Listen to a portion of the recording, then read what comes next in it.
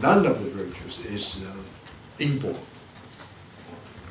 Each one of them will have to be learned, to be acquired. And that learning and acquiring is related to your habit formation. And habit is not, a simple-minded category or simple-minded understanding of one ought to do. Habit is cumulative. If it becomes cumulative, there is inertia.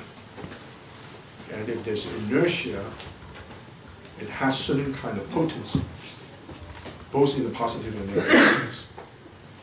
So if you internalize virtues creatively, and you understand the complex ideas of a virtue and put into concrete practice, you'll be able to learn to be courageous, for example, and you'll be able to respond to external situations.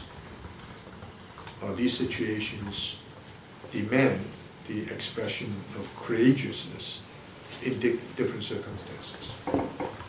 It's not just bravery. There's always an idea of being courageous, and that idea is not simple. And you don't master just the habit in the normal sense of being courageous. You master also the idea, sometimes we call it the essence of being courageous, and you'll be able to react, to respond to external situations in a courageous way. The value of prudence, the value of intelligence, or the value of contemplative way of understanding the world without being attached. There's a variety of virtues help one to develop these virtues and to inform oneself as a cultivated person. And many of these virtues are interconnected. Quite a few of these virtues are in conflict. So to become a virtuous person is not simply to acquire values, even though those values, each one of them, of course, values, is very complex and requires a great deal of habituation. And so the learning itself is a creative act. It's not a passive internalization.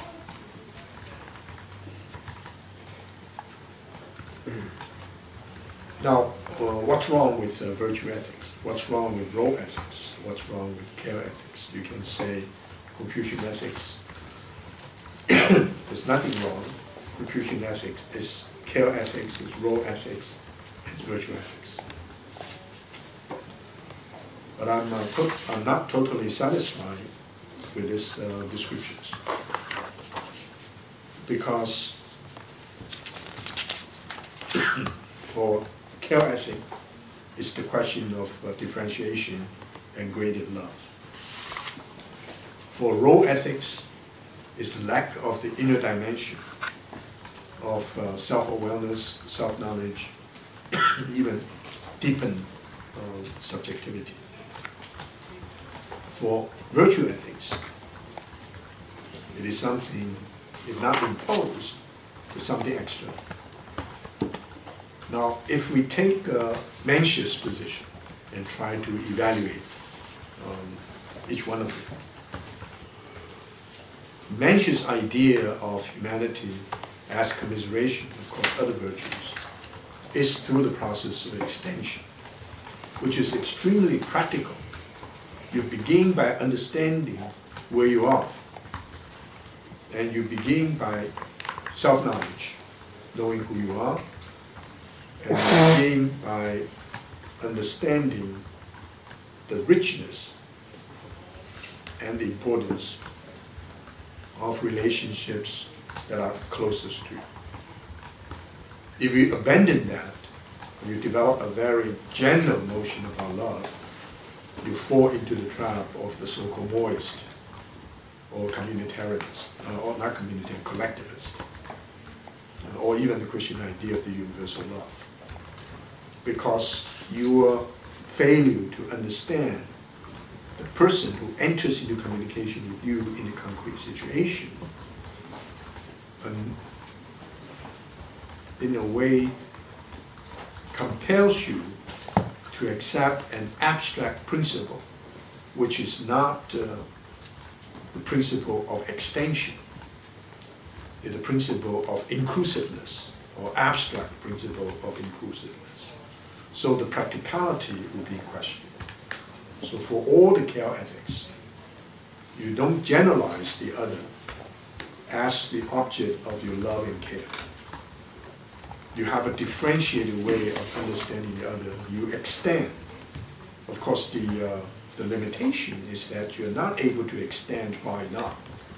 So you never understand a stranger.